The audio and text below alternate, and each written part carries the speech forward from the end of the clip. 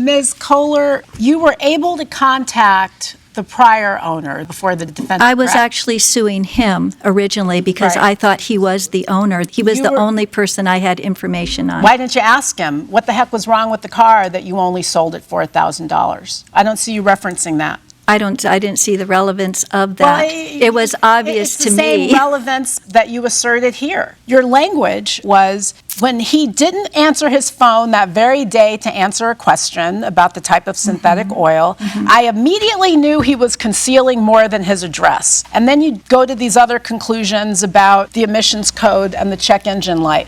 So am I right that your only basis for suing that prior owner was the fact that you bought a car that had more problems than you anticipated? I believe that they had the OBD2 code reader and turned off the codes. Okay, I don't have anything further. All right, then. We're going to excuse you both while we deliberate in this matter. This courtroom is now in recess.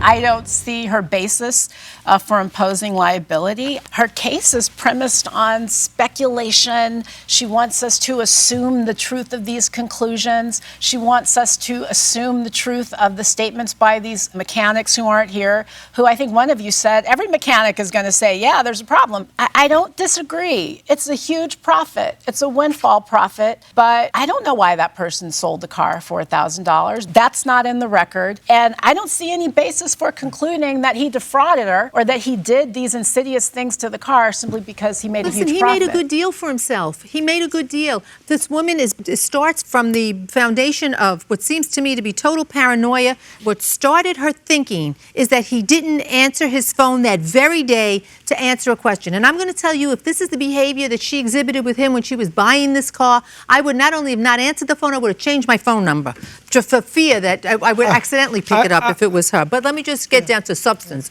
as opposed to my personal angst here.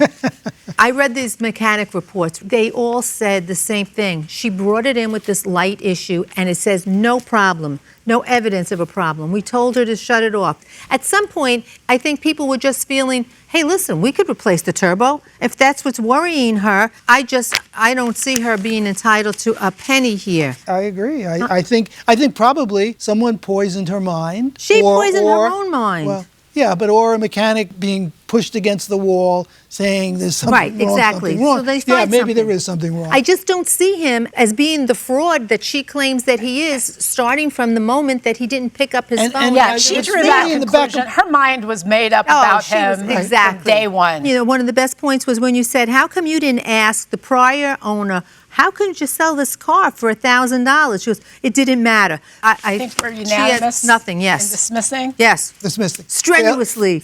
Ms. Kohler, you made a mistake that a lot of litigants make. They come to court and they think that their argument is evidence. They think that the conclusions that they've drawn constitute evidence, but that just isn't how it works. I mean, you made a very serious charge against this defendant, which was that he intentionally tampered with the vehicle so that it would pass a smog test and conceal these other problems. There's no evidence of that. In fact, the evidence is to the contrary. We have evidence that this car was passing smog tests since 2014.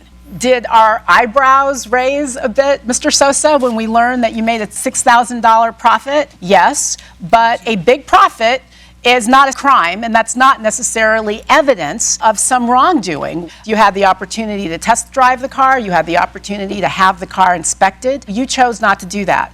Given that, we're simply not going to rewrite the law because the seller doesn't answer the phone right away.